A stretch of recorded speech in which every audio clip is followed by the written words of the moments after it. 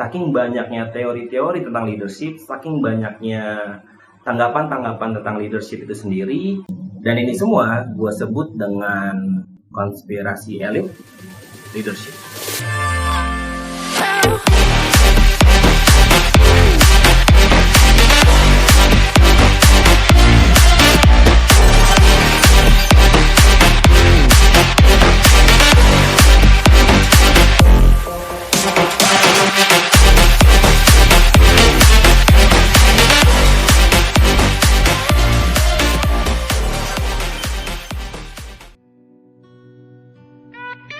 Halo guys, balik lagi di channel ini bersama gua Revo Anka.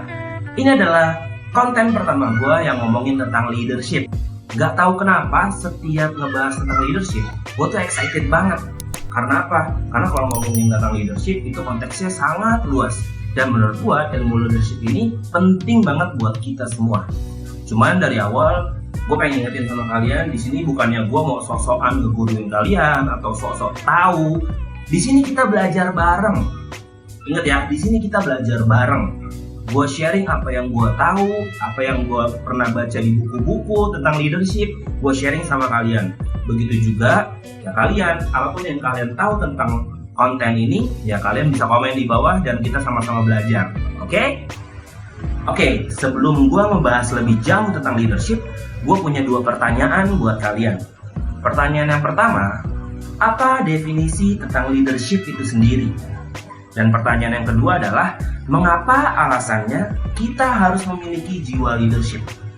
Oke, itu 2 pertanyaan dari gue. Kalau menurut gue, leadership adalah suatu seni, proses, dan kemampuan dalam mempengaruhi, menginspirasi, dan mengarahkan orang lain. Dan banyak yang mengatakan bahwasannya kemampuan leadership ini berhubungan dengan bakat dan kemampuan dari lahir. Garis bawahin sama-sama, gue excited banget, gue bakalan bahas ini lebih lanjut. Cuman sebelumnya, gue bakalan jelasin basicnya dulu. Oke? Tapi yang pasti, yang gue tahu, kepemimpinan adalah keterampilan yang perlu dilatih. Bukan hanya dipelajari ilmu dan teorinya aja. Kalau kalian ingin mempunyai jiwa leadership yang bagus, kalian nggak hanya sekedar belajar teori dan ilmunya aja. Kalian butuh experience, kalian butuh terjun langsung.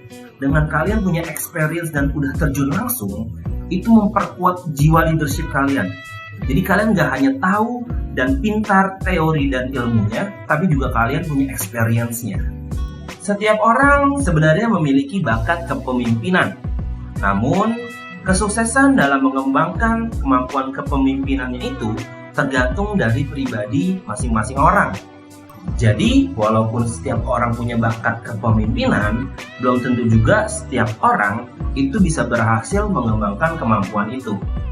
Karena balik lagi, semua tergantung niat, semua tergantung kemauan. Kalau pada dasarnya nggak ada niat dan kemauan untuk mengembangkan kemampuan tersebut, ya nggak akan bisa berkembang pastinya. Seorang pemimpin juga harus memiliki unsur dan kriteria tertentu agar dia layak disebut sebagai seorang pemimpin. Apa aja? Yang pertama adalah pengaruh. Seorang pemimpin harus punya pengaruh dan bisa mempengaruhi lingkungan sekitarnya. Jadi dengan adanya dia, environment yang ada begitu positif dan bagus.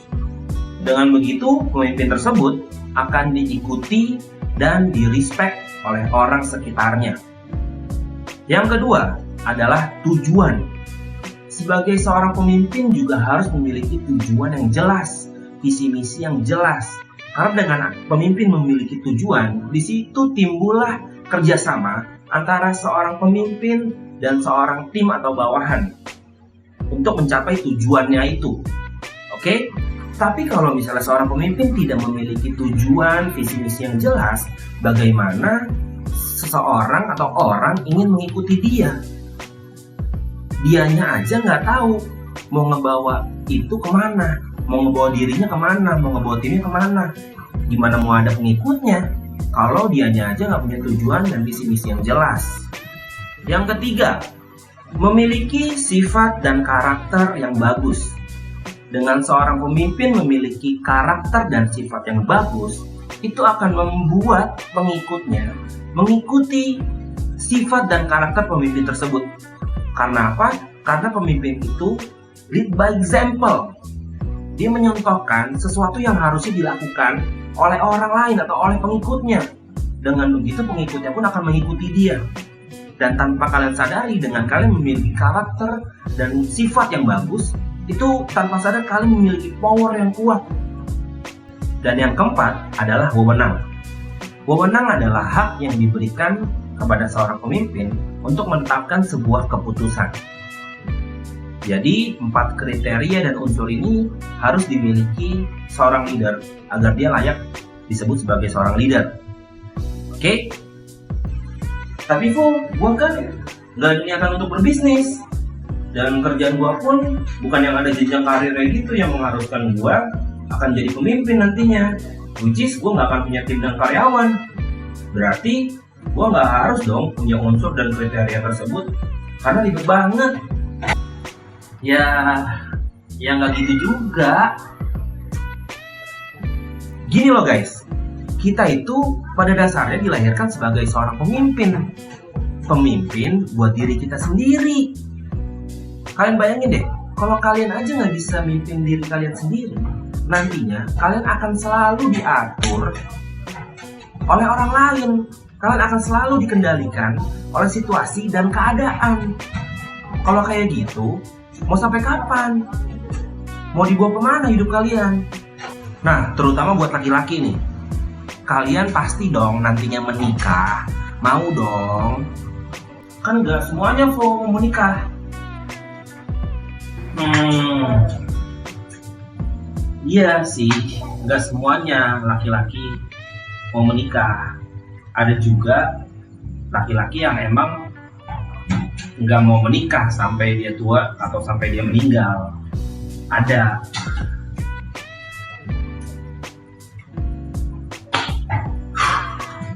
But anyway, ya itu kan cuman 10 banding 1 lah.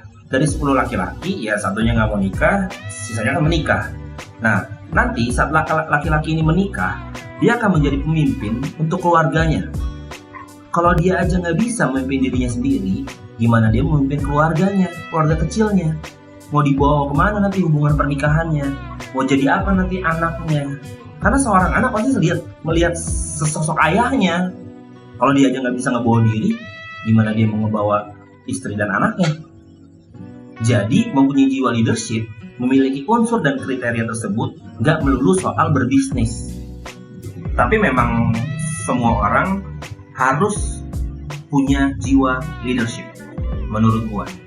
Nah, itu adalah definisi, alasan, dan bahkan gua tambahin unsur dan kriteria leadership menurut gua. Menurut kalian gimana? Coba komen di bawah ini biar kita bisa sama-sama belajar, sama-sama diskusi. Oke, sekarang gua akan bahas beberapa opini orang tentang leadership yang menurut gua pribadi masih ngeganjel. Jadi beberapa orang bilang bahwasannya kemampuan leadership ini berhubungan dengan bakat dan bawaan lahir. Jadi menurut mereka, ada orang yang terlahir memang ditakdirkan sebagai seorang pemimpin. Teori-teori kepemimpinan atau leadership theory. Selain definisi-definisi mengenai kepemimpinan yang dimaksud oleh gua dan para ahli, terdapat juga beberapa teori kepemimpinan atau leadership yang menjadi dasar dari kepemimpinan itu sendiri. Berikut ini adalah beberapa teori kepemimpinan yang dimaksud. Teori nomor 1 adalah teori orang hebat atau Great Man Theory. Great Man Theory atau teori orang hebat ini berasumsi bahwa sifat kepemimpinan dan bakat-bakat kepemimpinan ini dibawa dari sejak orang tersebut dilahirkan. Great Man Theory ini berkembang sejak abad ke-19, meskipun tidak dapat diidentifikasikan dengan kepastian ilmiah tentang karakteristik dan kombinasi manusia seperti apa yang dapat dikatakan sebagai pemimpin hebat. Namun semua orang mengakui bahwa hanya satu orang di antara mereka yang memiliki ciri khas sebagai pemimpin hebat. Gridman teori ini menyatakan bahwa pemimpin hebat itu ditakdirkan lahir untuk menjadi pemimpin. Teori tersebut juga menganggap seorang pemimpin hebat akan muncul saat dalam menghadapi situasi tertentu. Gimana guys menurut kalian teori ini? Teori ini beranggapan bahwasannya kepemimpinan itu bawaan dari lahir. Apa kalian percaya bahwasannya ada orang yang terlahir dan ditakdirkan untuk menjadi seorang pemimpin? Kita lanjut ke teori selanjutnya. Nomor 2 adalah teori sifat kepribadian atau trait theory. Teori sifat kepribadian atau trait theory ini mempercayai bahwa orang yang dilahirkan atau dilatih dengan kepribadian tertentu akan menjadikan mereka unggul dalam peran kepemimpinan. Artinya, kualitas kepribadian tertentu seperti keberanian, kecerdasan, pengetahuan, kecakapan, daya tanggap, imajinasi, fisik, kreativitas, rasa tanggung jawab, disiplin, dan nilai-nilai lainnya dapat membuat seseorang menjadi pemimpin yang baik. Teori kepemimpinan ini berfokus pada analisis karakteristik mental, fisik, dan sosial untuk mendapatkan lebih banyak pemahaman tentang karakteristik dan kombinasi karakteristik yang umum di antara para pemimpin. Keberhasilan seseorang dalam kepemimpinan sangat tergantung pada sifat kepribadiannya dan bukan saja bersumber dari bakat namun juga berasal dari pengalaman dan hasil belajarnya.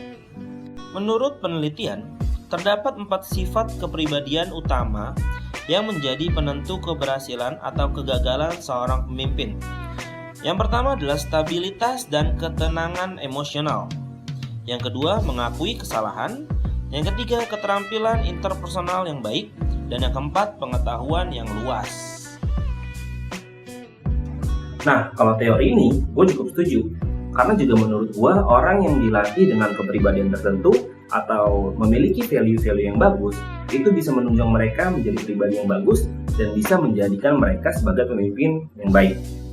Tapi sebelum itu, kita lihat dulu teori selanjutnya. Teori nomor 3 adalah teori perilaku atau behavioral theory. Sebagai reaksi dari teori sifat kepribadian, teori perilaku atau behavioral theory ini memberikan perspektif baru tentang kepemimpinan. Teori ini berfokus pada perilaku para pemimpin daripada karakteristik mental, fisik, dan sosial mereka. Keberhasilan seorang pemimpin ditentukan oleh perilakunya dalam melaksanakan fungsi-fungsi kepemimpinan dan perilaku tersebut dapat dipelajari atau dilatih. Teori perilaku ini bertolak belakang dengan Gridman teori yang mengatakan seorang pemimpin adalah dibawa dari lahir dan tidak dapat dipelajari. Teori perilaku ini menganggap bahwa kepemimpinan yang sukses adalah didasarkan pada perilaku yang dapat dipelajari dan bukan hanya dari bawaan sejak lahir. Nah, teori ini justru bertolak belakang dengan Gridman teori. Tapi kita lihat teori yang terakhir. Teori yang keempat, teori kontingensi atau contingency theory. Teori kontingensi beranggapan bahwa tidak ada cara yang paling baik untuk memimpin dan menyatakan bahwa setiap gaya kepemimpinan harus didasarkan pada situasi dan kondisi tertentu. Berdasarkan teori kontingensi ini, seseorang mungkin berhasil tampil dan memimpin sangat efektif di kondisi, situasi, dan tempat tertentu. Namun, kinerja kepemimpinannya akan menurun apabila dipindahkan ke situasi dan kondisi lain atau ketika faktor di sekitarnya telah berubah. Teori kontingensi atau kontingensi teori ini juga sering disebut dengan teori situasional. Nah kan, begitulah beda-beda. Saking ganjalnya ini, saking banyaknya teori-teori tentang leadership, saking banyaknya tanggapan-tanggapan tentang leadership itu sendiri, membuat gue juga lebih excited lagi jadinya. Mempelajari lebih dalam bagaimana sebenarnya leadership ini. Konteksnya gue bilang tadi sama kalian. Gue bilang di awal konteksnya itu sangat luas. Gue juga gak bisa bilang yang ini benar, yang ini salah. Ya semua tergantung kalian dan tergantung kita menanggapnya seperti apa. Oke? Dan ini semua gue sebut dengan konspirasi elit leadership. Nah, mungkin segini aja yang bisa gue sharing sama kalian. Semoga video ini bisa menambah referensi kalian belajar tentang ilmu leadership. Gue juga minta tanggapan kalian tentang video ini. Kalian bisa tulis di kolom komentar tentang tanggapan kalian. Agar gue juga lebih semangat lagi untuk sharing sama kalian dan belajar bareng kalian tentang leadership. Gue minta kalian terus support gue dengan subscribe channel ini. Dan jangan lupa juga like videonya. Revo Anka pamit. Ciao.